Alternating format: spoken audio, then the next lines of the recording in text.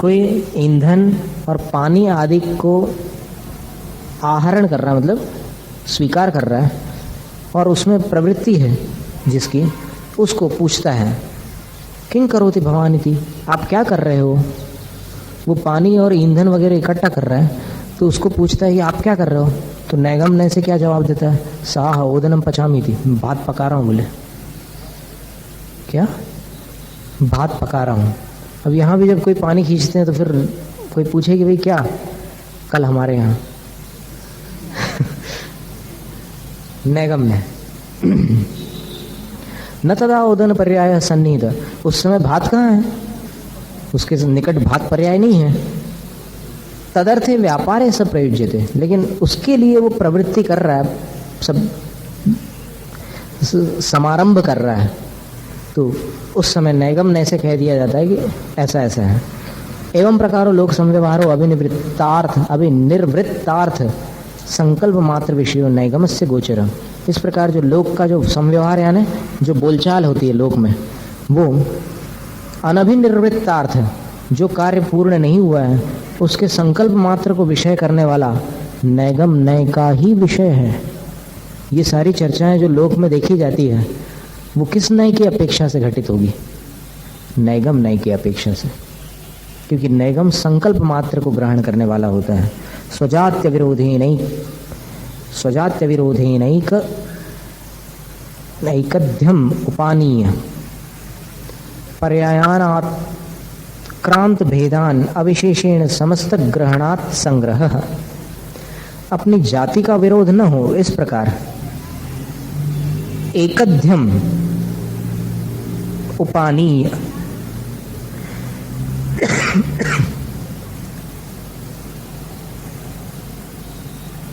सबको इकट्ठा कर लेता है। पर्यायान आक्रांत भेदान, प्राप्त हुए हैं भेद जिनको, ऐसी अनेक पर्यायों को अविशेषेण समान रूप से ग्रहण कर लेता है। समस्त ग्रहणात्, इसलिए वो समस्त को ग्रहण करने वाला होने से संग्रह नहीं कहलाता है। उदाहरण सत द्रव्यम, अब वो द्रव्यों की कैसी भी कोई भी पर्याय क्यों ना हो, सत उसमें है, इसलिए सब द्रव्यों को उसने संग्रह ने अपने में समाहित कर लिया।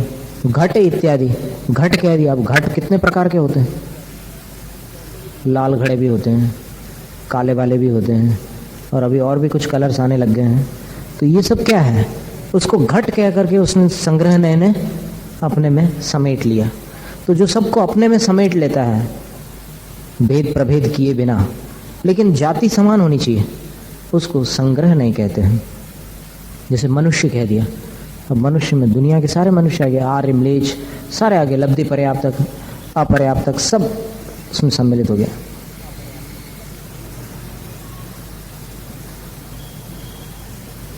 सत इति उक्ते सदिति वाग विज्ञानानुप्रवृत्ति लिंगानुमिति सत्ताधार भूतानाम अविशेषेण सर्वेषां संग्रह।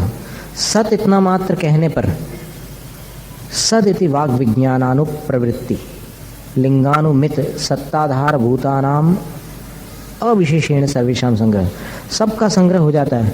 सत इस प्रकार का जो वाग विज्ञान है, वाग विज्ञान का मतलब वचन संबंधी विशिष्ट ज्ञान, उसमें अनुप्रवृत्ति है जिसकी, ऐसे चिन्हों के द्वारा अनुमित अनुमान को प्राप्त हुए जो सत्ता के आधारभूत जितने पदार्थ हैं उनका अविशेषेण समान रूप से सभी का संग्रह कर लेना संग्रह नय का कार्य है।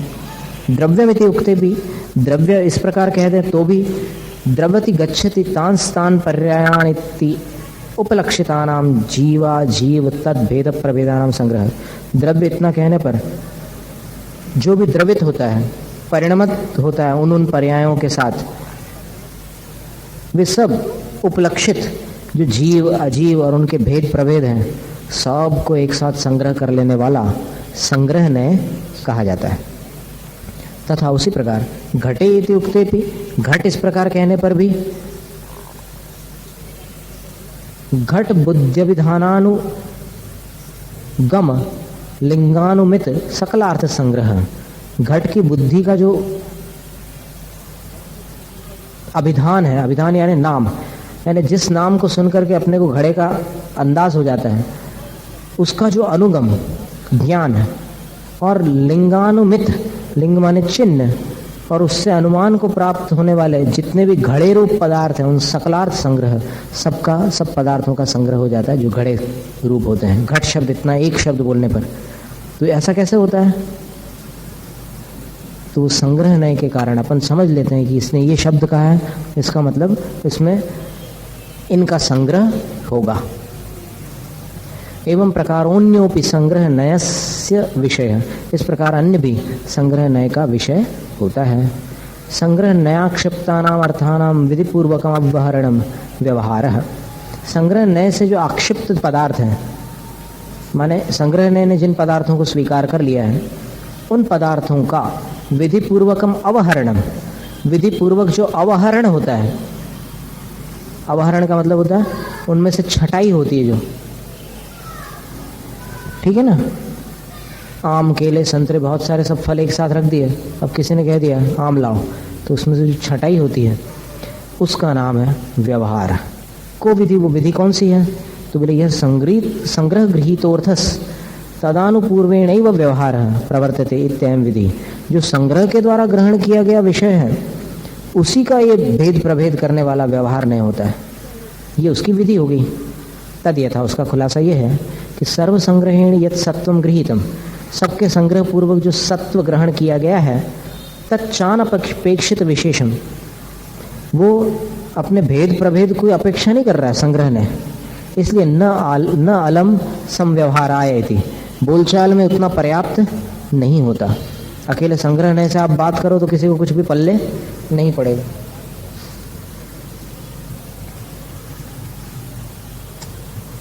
इति व्यवहार नय आश्रियते, इसलिए व्यवहार नय का आश्रय लिया जाता है। ये जो व्यवहार नय है, ये समय सार के निश्चय व्यवहार नय वाले व्यवहार नय में नहीं आता, ये दूसरे प्रकार का व्यवहार है। ये आगम का व्यवहार और वहां पर अध्यात्म का व्यवहार है, ये दोनों अलग अलग प्रकार के नय हैं। भ्रमित मत होना शब्द सुन करके। आगम पढ़ रहे हैं अपन अभी इस समय, तो यहाँ पर आगम में आगम वाला व्यवहार नहीं समझना, और वहाँ अध्यात्म पढ़ेंगे तो अध्यात्म में अध्यात्म वाला व्यवहार नहीं, वो अलग प्रकार का है। तो इसलिए व्यवहार नहीं का आश्रय लिया जाता है। यत् सत् तद द्रव्यम गुणो वा इति, जो सत है वही द्रव्य है, गुण भी है। इस प्रकार द्रव्येणापि संग्रह क्षिप्तेन, द्रव्य जो कि संग्रह के द्वारा ग्रहण किया गया, उसके द्वारा भी कैसा है वो? जीवा जीव विशेषानपेक्षेण, जो जीव और अजीव के भेद की अपेक्षा नहीं रखता संग्रह ने, तो न शक्य संव्यवहार है, तो उसके द्वारा संव्यवहार यानी बोलचाल हो नहीं सकती। अकेले द्रव्य बोलोगे तो किसको क्या समझ में आने वाला है? बोलचाल के लिए तो जीव अजीव आदि भेद प्रभेद की चर्चा जरूरी है। इति, इसलिए जीवत द्रव्यम अजीवत द्रव्यम इति वा व्यवहार आश्रियते, जीव द्रव्य भी होता है अजीव द्रव्य भी होता है, इस प्रकार से व्यवहार का आश्रय लेना पड़ता है। जीवा जीवो अपि च संग्रहाक्षिप्तो नालम संव्यवहारायति, जीव और अजीव इनको भी अगर संग्रहण से आक्षिप्त कर लो, अपेक्षित करो, तो ये भी बोलचाल के लिए पर्याप्त नहीं हो सकते। इसलिए प्रत्येकम, इन दोनों द्रव्यों में क्या क्या भेद करने पड़ेंगे? देव नारकादिर घटादिश्च, जीव के भेद करो देव नारक आदि, और पुद्गल के भेद करो घट आदि। तो इस तरह व्यवहारेण आश्रियते, व्यवहार के द्वारा ये सारे भेद प्रभेद हो सकते हैं। एवमेव न तावत् वर्तते यावत् पुनर्नास्ति विभाग, इस प्रकार ये व्यवहार ने वहाँ तक के विस्तृत हो जाता है जहाँ तक विभाग किया जा सकता है, और उसके बाद जब विभाग किया नहीं जा सकता तब व्यवहार नय की सीमा पूर्ण हो जाती है। जहाँ तक विभाजन हो सकता है वहाँ तक व्यवहार नय की गति है, और विभाजन जहाँ समाप्त हो जाता है वहाँ व्यवहार नय शांत हो जाता है। ऋजुम प्रगुणम, ऋजु का मतलब सीधा, सूत्रयति तंत्रयति इति ऋजु सूत्र, जो ऋजु यानी सीधे को सूत्रित करता है, ग्रहण करता है, तंत्रित करता है, आश्रय करता है, वो ऋजु सूत्र नय है। पूर्वा परांस त्रिकाल विषयान अतिशय्य, आगे और पीछे जो तीन काल संबंधी विषय हैं, एक एक जीव की तीन कालीन पर्याय होती है ना, तो पिछली और आगे वाली पर्यायों को अतिशय्य उल्लंघन करके, छोड़ करके वर्तमान काल विषयान आदत्ते, सिर्फ वर्तमान काल को ही या वर्तमानकालीन पर्यायों को ही ग्रहण करता है। अतीतानागतयोर विनष्टानुत्पन्नत्वेन व्यवहाराभावात्, अतीत और अनागत जो भूत और भविष्यत है ये दोनों विनष्ट है अथवा अनुत्पन्न है। अतीत वाली नष्ट हो गई है और भविष्य वाली उत्पन्न नहीं हुई है, इसलिए उनके बारे में व्यवहार नहीं चल सकता। यही कारण है कि तच्च वर्तमान समय मात्रम, और जो वर्तमान काल होता है उस समय मात्र, एक समय बराबर होता है। तद विषय पर्याय मात्र ग्राह्यम अयम ऋजुसूत्र, उसके विषय मात्र जो पर्याय है, एक समय की विषयभूत पर्याय कौन सी होगी? किसी भी द्रव्य की एक पर्याय एक समय में होती है, तो उस पर्याय मात्र को ग्रहण करने वाला ये ऋजुसूत्र न है।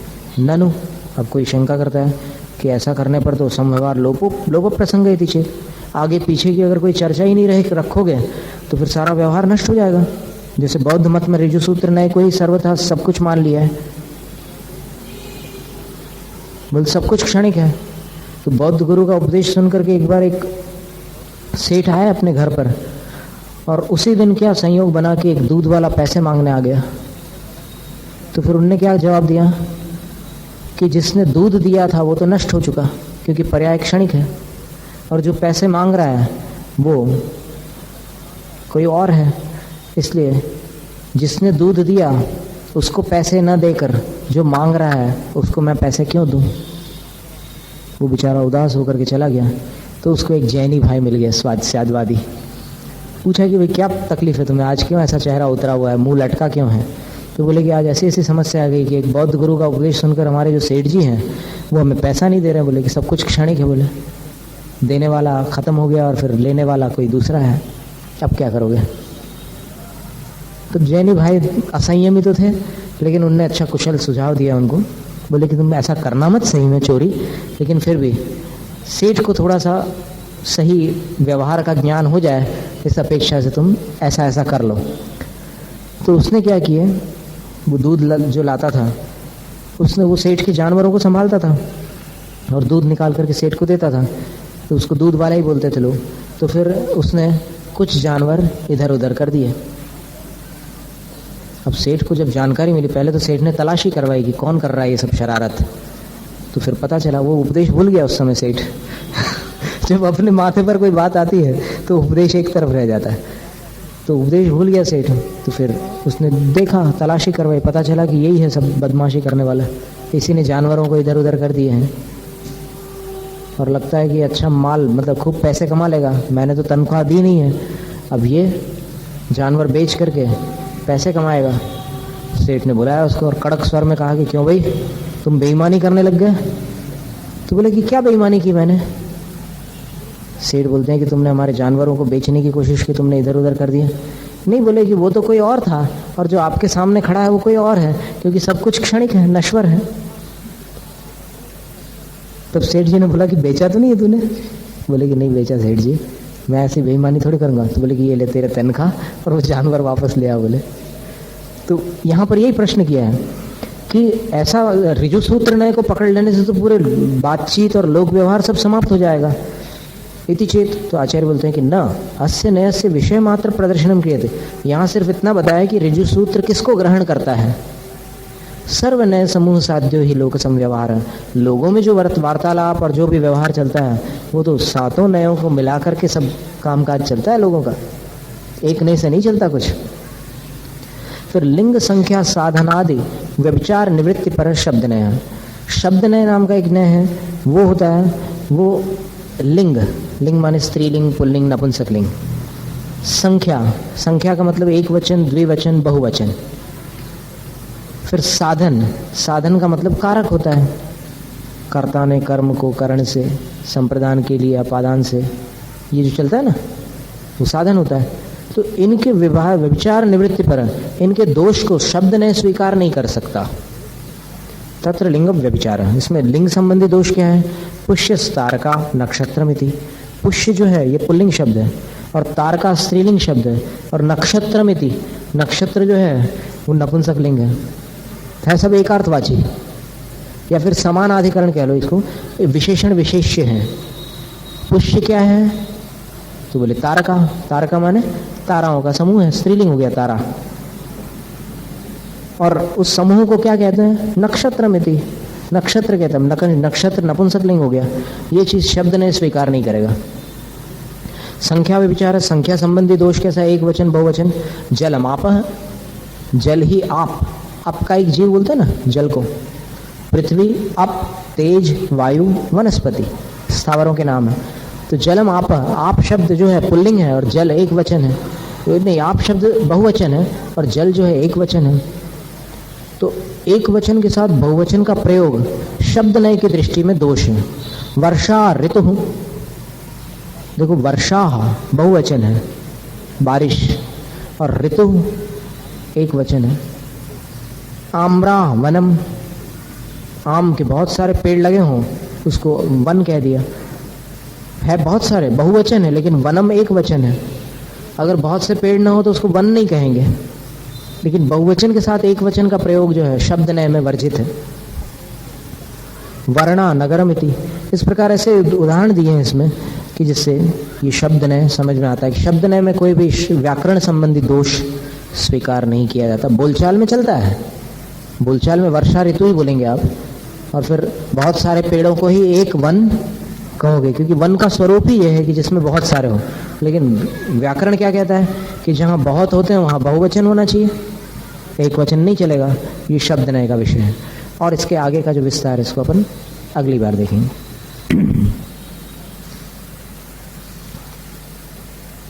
अंतिम सूत्र प्रथम अध्याय का,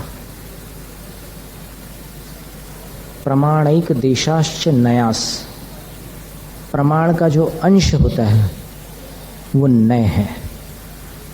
तदनंतर उद्देश्य भाजो निर्देष्टव्य इति अतः, प्रमाण का वर्णन कर लेने के पश्चात नयों का वर्णन होना चाहिए, इसलिए ये सूत्र आता है।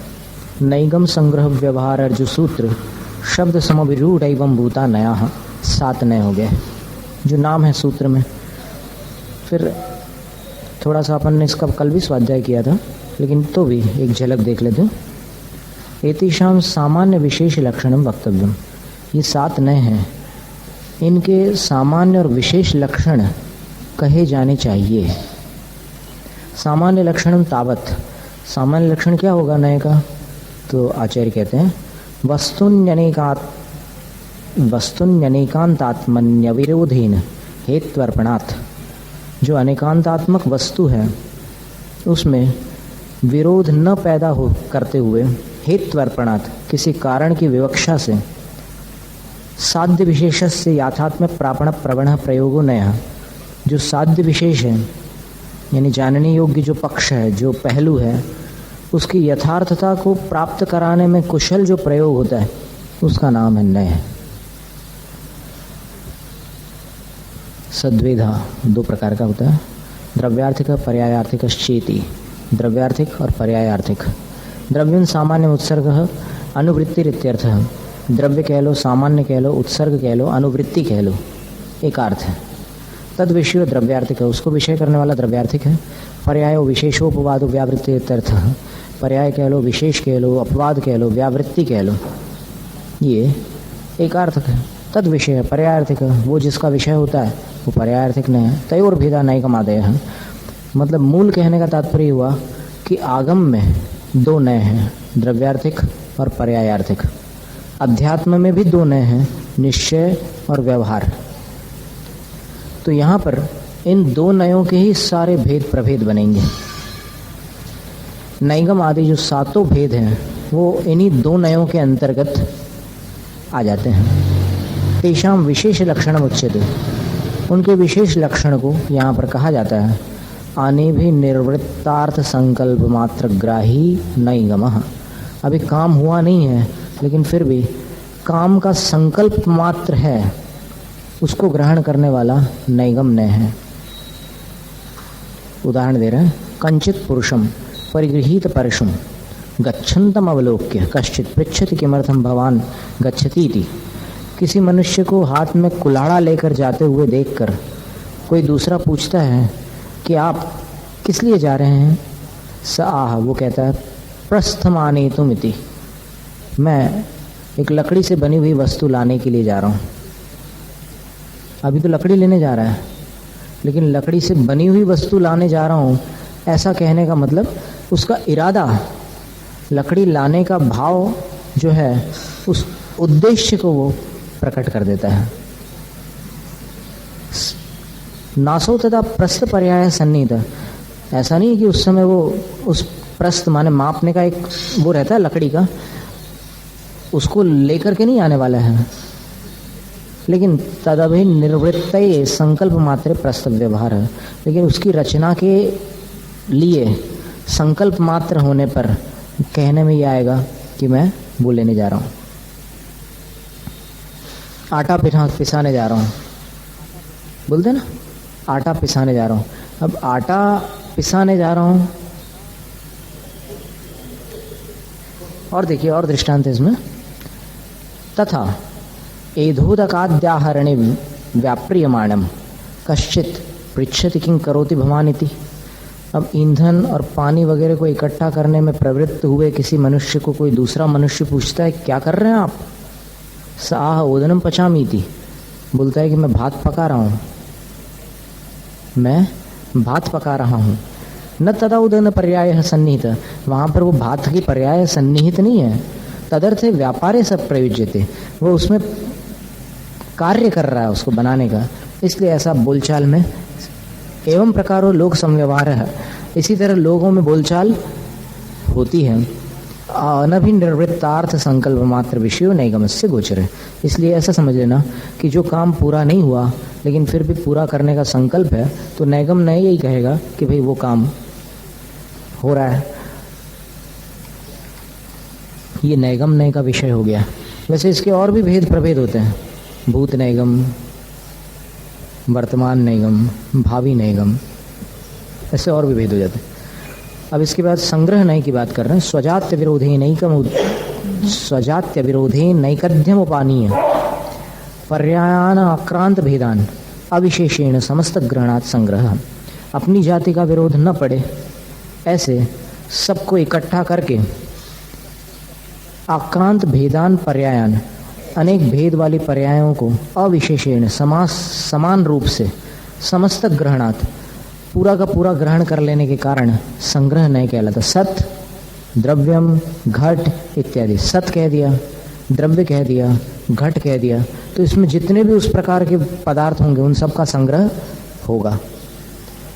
सदिति उक्ते, सत ऐसा कहने पर सदिति वाग विज्ञानानुप्रवृत्ति लिंगानुमित सत्ताधार भूतानाम अविशेषेण सर्वेषां संग्रह। सत इतना मात्र कहने पर, सत इस प्रकार जो वाक विज्ञान है, वचन संबंधी जानकारी है, उसमें अनुप्रवृत्ति और लिंग यानी चिन्हों से अनुमित अनुमान को प्राप्त हुए सत्ता के आधारभूत सर्वेशाम सब पदार्थों का अविशेषेण संग्रह, समान रूप से संग्रह हो जाता है। द्रव्यमिति उक्तेपि, द्रव्य ऐसा कहने पर भी द्रवति गच्छति तांस्तांस पर्यायानिति उपलक्षितानाम जीवा जीव तद्भेद प्रभेदानाम संग्रह।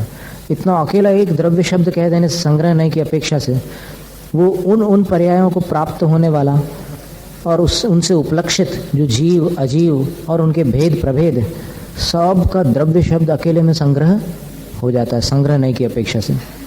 तथा उसी प्रकार घट इति उक्तेपि, घट इतना कह देने पर भी घड़ा, घट बुद्ध विधानानुगम लिंगानुमित सकलार्थ संग्रह, घट रूप जो बुद्धि का अभिधान है और उसका ज्ञान, घट शब्द से क्या अर्थ निकलता है उसका ज्ञान आ गया, और लिंगानुमित और उसके चिन्हों से अनुमान को प्राप्त हो गया। तो ऐसा जितना भी कोई पदार्थ हो, जितने भी पदार्थ हों, उन सकलार्थ संग्रह, सबका संग्रह हो जाएगा। घट बोलने से काला घट भी आ जाएगा, लाल घट भी आ जाएगा, छोटा आ जाएगा, बड़ा आ जाएगा, डिज़ाइन वाला आ जाएगा, साधारण वाला आ जाएगा, सबका संग्रह हो जाएगा। ये संग्रह नय का काम है। एवं प्रकार अन्योपि संग्रह नय से विषय है। इस तरह अन्य भी, जैसे मनुष्य शब्द है, तिर्यंच शब्द है, ये सब भी संग्रह नय का ही विषय है। तिर्यंच में भले सुबह पड़े हुए 85 भेद हों, पढ़े थे ना सवेरे, कितने भेद थे तिर्यंशों के? 85। लेकिन संग्रह नय उन सबको एक तिर्यंश शब्द में संग्रहित कर डालता है। संग्रह नय का इतना काम है कि एक जाति वाले सब पदार्थों को इकट्ठा कर देना। संग्रह नयाक्षिप्ता नाम अर्थानाम विधिपूर्वकम अवहरणम व्यवहार है। संग्रह नय से जो आक्षिप्त यानी ग्रहण किए गए पदार्थ हैं उनका विधिपूर्वकम अवहरणम, विधिपूर्वक अवहरण यानी पृथक्करण, अलग अलग विभाजन करना, उसका नाम व्यवहार है, व्यवहार नय है। ये व्यवहार नय अध्यात्म वाले व्यवहार नय से अलग है। क्या समयसार आदि ग्रंथों में जो व्यवहार नय कहा गया है वो इससे बिल्कुल अलग है। इसमें और उसमें कभी कंफ्यूज मत होना, उलझना नहीं।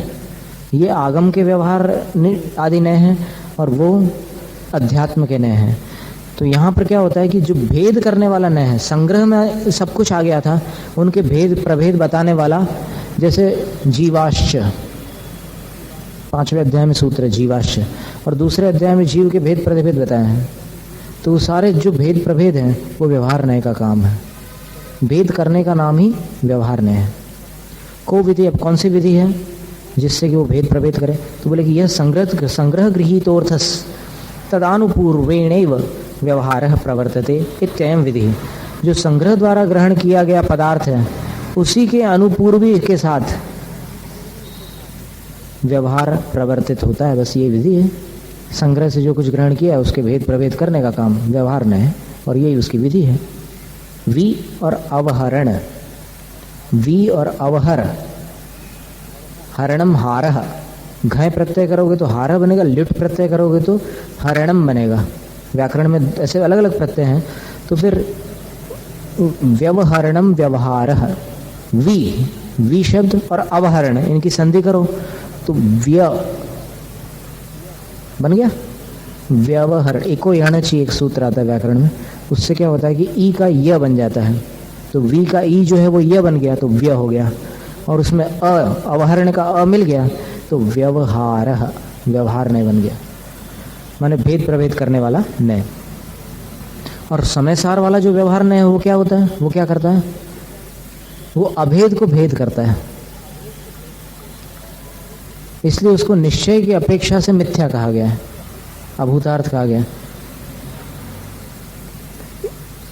नहीं, ये अभेद को भेद करने वाला ये है। संग्रह में सब अभिन्न थे, द्रव्य कह दिया तो सभी द्रव्य आ गए थे, लेकिन व्यवहार ने उसमें जीव, आकाश, धर्म, अधर्म, काल, पुद्गल, ये जो भेद करने वाला ये व्यवहार नहीं हो गया। और उधर समयसार वाला जो व्यवहार नहीं है वो कैसा है? वो अभेद में भेद करने वाला। हमने यही बोला था क्या अभी, या भेद में अभेद बोला था? भेद में अभेद ये वाला करता है।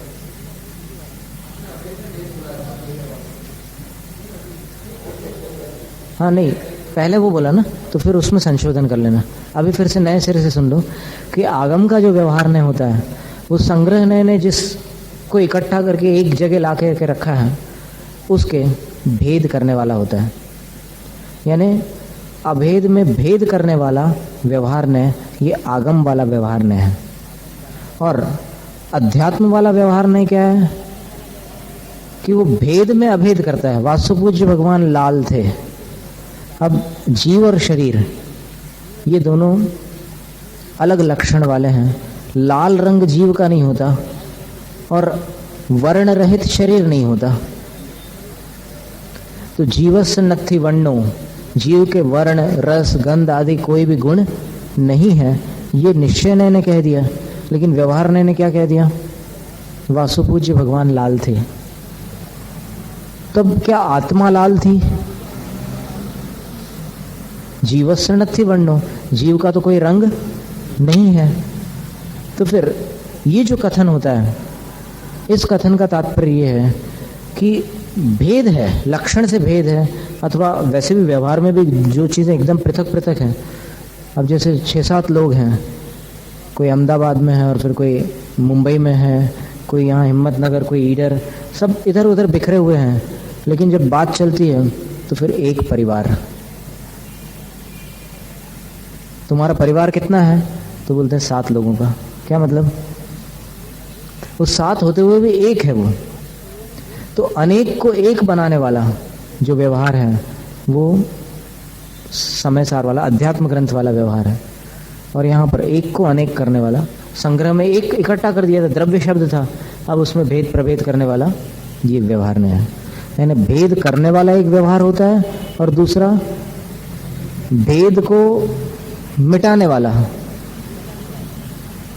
भेद को गौण करने वाला दूसरा व्यवहार होता है। तो उसको उन्होंने अभूतार्थ कहा है। ये अभूतार्थ नहीं है, ये तो यथार्थ है।